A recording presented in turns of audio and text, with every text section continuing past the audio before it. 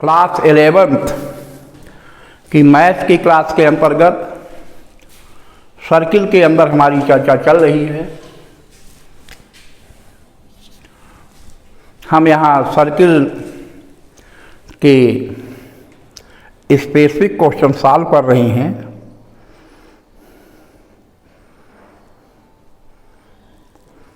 जो कि कई फार्मूलों का हम यूज करते हैं इन क्वेश्चन को सॉल्व करने के लिए। क्वेश्चन को लिख रहे हैं, line 2x minus 3y lines 2x minus 3y equal to 5 and दूसरी लाइन भी है एक 3x minus 4y equal to 7 3x minus 4y equal to 7 are diameters of a circle diameters of a circle.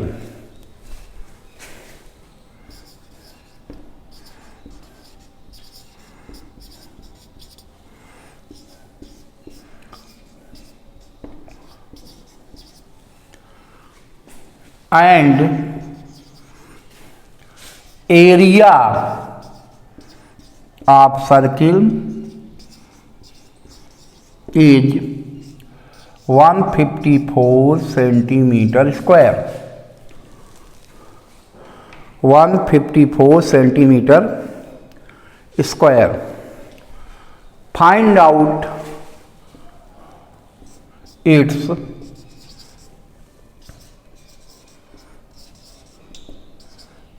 Equation. देखिए question को देखिए, equation of two lines are given.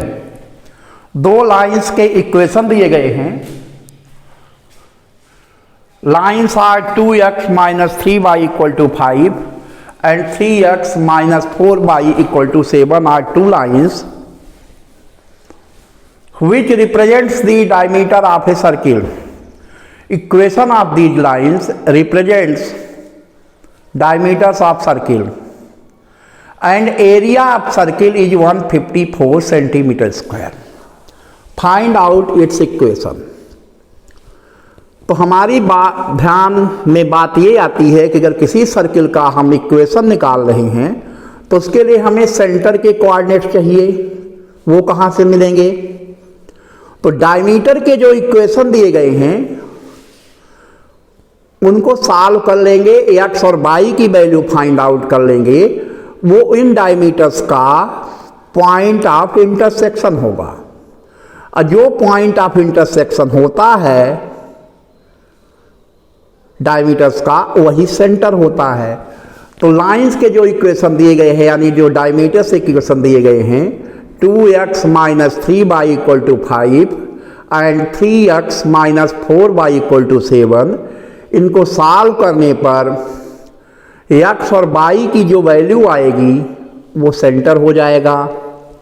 तो यहाँ से हमें h और k की वैल्यू मिल जाएगी यानी सेंटर की। सर्किल की एरिया दी गई है वो 154 सेंटीमीटर स्क्वायर है। तो एरिया ऑफ सर्किल का फार्मूला होता है पाई आर स्क्वायर। तो एरिया ऑफ सर्किल का फार्मूला जब पाई आर स्क्वायर होता है और एरिया की वैल्यू पुट कर देंगे, पाई की वैल्यू पुट कर देंगे तो हमें रेडियस मिल जाएगा। जब एच के और रेडियस मिल जाएंगे तो सर्किल का इक्वेशन फाइंड आउट कर लेंगे। तो सबसे पहले हम सेंटर निकालने की कवायद करते हैं। दोनों इक्वेशन को हम सॉल्व करते हैं। तो देखिए पहला इक्वेशन 2x माइनस 3y है तो पहले इक्वेशन को हम मल्टीप्लाई कर देते हैं 4 से। तो 8x minus 12y equal to 20। पहले इक्वेशन को 4 से मल्टीप्लाई किया गया है। दूसरे इक्वेशन को 3 से मल्टीप्लाई कर देते हैं। 9x minus 12y equal to 21। Sign को चेंज करते हैं, माइनस ए प्लस और माइनस, तो यहाँ माइनस एक्स आ जाएगा इक्वल टू माइनस 21, ये कैंसिल हो जाएगा, तो एक्स इक्वल टू -21 नहीं -1 आएगा, यहाँ गलत लिख रहे हैं, 20 भी ऊपर है तो -1 आएगा, तो x इक्वल टू 1 आ गया। तो x इक्वल टू 1 आ गया, यानी एक h हमें मिल चुका है, h की वैल्यू जो है 1 आ गई। अब किसी इक्वेशन में 2x minus 3y equal to 5 है, x की वैल्यू पुट कर देते हैं, 2 हो जाएगा, माइनस 3y इक्वल टू 5, तो minus 3y equal to 5 minus 2, देखिए, तो माइनस 3y इक्वल टू 3, तो y equal to 3 upon minus 3, तो y इक्वल टू -1 आ गया। सेंटर मिल गया, h के हमने फाइंड आउट कर लिया, ये आ गया 1 और -1। इस क्वेश्चन में हम आगे बढ़ें, यहीं पे हम प्रॉम्प्ट क्वेश्चन पूछ लेते हैं कि जो क्वेश्चन हमने दिया है इसमें एरिया जो है सर्किल की कितनी है। First option 144 square centimetre, second option 154 square centimetre, third option none of the above. अब यहाँ पर हमें सेंटर के कोऑर्डिनेट्स मिल चुके हैं, अब हमें रेडियस निकालना बाकी है। तो एरिया जो दी गई है 154 है, एरिया होता है pi r square equal to 154, तो 22/7 into r square equal to 154, r square equal to 154 into 7/22, 154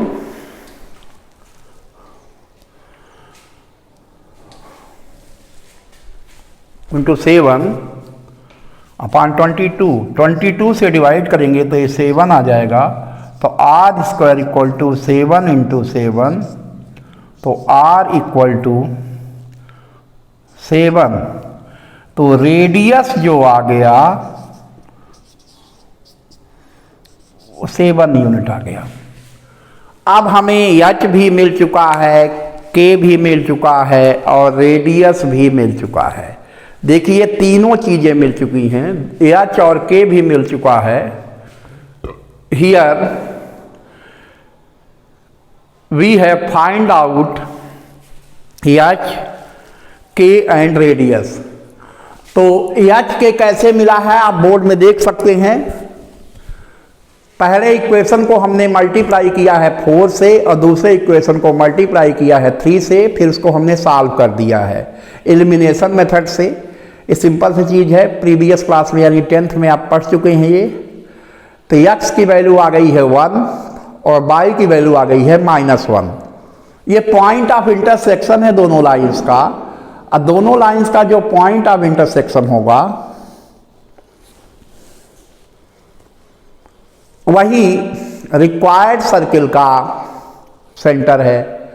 तो सेंटर के कोऑर्डिनेट्स मिल गए 1 -1, एरिया दी गई थी 154, तो एरिया का फार्मूला हमने पुट किया और एरिया के फार्मूले से हमें मिल गया है रेडियस ऑफ सर्किल। सर्किल का रेडियस मिल गया है और वो 7 सेंटीमीटर है। अब आगे इसको हम मिटा देते हैं। हमें सेंटर मिल गया, रेडियस मिल गया है, तो इक्वेशन ऑफ सर्किल को हम फाइंड आउट कर सकते हैं। कैसे? यहाँ अब हम वैल्यूज को लिख रहे हैं और फिर equation of circle find out कर रहे हैं। तो देखिए जो चीज़ें हमें मिल गई हैं,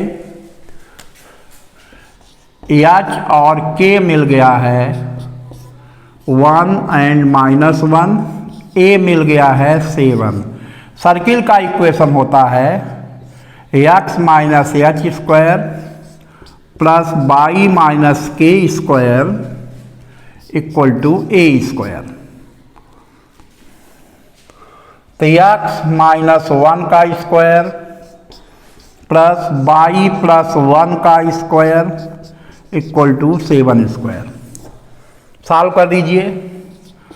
x square minus 2x plus 1 plus Y square plus 2y plus 1 this equal to 49। तो X square plus Y square minus 2x plus 2y plus 2112 minus 49 equal to 0। X square plus Y square minus 2x plus 2y minus 47 equal to 0। This is the equation of circle. यहाँ ध्यान से देखें, जो equation of circle आया है वो आ गया है हमारा x square plus Y square minus 2x plus 2y minus 47 equal to 0। कैसे आया है? डायमीटर की इक्वेशन की हेल्प से, जो डायमीटर के इक्वेशन दिए गए थे उनको सॉल्व करके हमने पॉइंट ऑफ इंटरसेक्शन निकाल लिया। जब पॉइंट ऑफ इंटरसेक्शन हमने निकाल लिया तो उससे एच और के की वैल्यू मिल गई। एच और के की वैल्यू मिलने के बाद हमने क्या किया है कि रेडियस को निकालने के लिए हमने यूज किया है एरिया ऑफ सर्किल का। एरिया ऑफ सर्किल हमें दी गई थी 154 दिया गया था, और फार्मूले में पुट करके एरिया जो सर्किल होता है, हम मेंसुरेशन में जानते हैं कि area of circle equal to pi r square. तो pi r square equal to 154 जो हमने किया तो हमें आर की वैल्यू मिल गई है।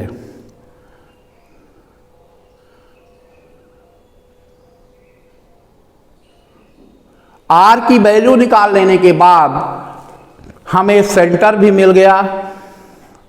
सेंटर डायमीटर का पॉइंट ऑफ इंटरसेक्शन था, और रेडियस भी जब मिल गया सर्किल का तो x माइनस एच का whole square plus Y minus k का whole square equal to A square. फार्मूले में सारी वैल्यूज को जो हमने पुट कर दिया तो हमें इक्वेशन ऑफ सर्किल मिल गया। तो इस तरीके से क्वेश्चन जो हम करेंगे सर्किल के, उनमें हम देख रहे हैं कि जो प्रीवियस फार्मूले हैं 10th के और 11th में जो कोऑर्डिनेट ज्योमेट्री में जानकारी आपको दी गई है, उन सारे फार्मूलों का यूज करना पड़ रहा है। इसलिए मैं बार बार बोलता हूँ, दोहराता हूँ कि हर चीज़ एक दूसरे से जुड़ी हुई है। आप आगे बढ़ना चाहते हैं तो पीछे की चीज़ों को आपको देखना पड़ेगा और उनको याद रखना पड़ेगा, तभी आप क्वेश्चंस को कर पाएंगे, अदरवाइज आप क्वेश्चंस नहीं कर पाएंगे। ध्यान रहे, वीडियो को ध्यानपूर्वक देखें, प्रॉम्प्ट का सही आंसर करें। प्रॉम्प्ट का सही आंसर करने के साथ साथ इनकी नोट्स भी बनाते रहें, जो आपके लिए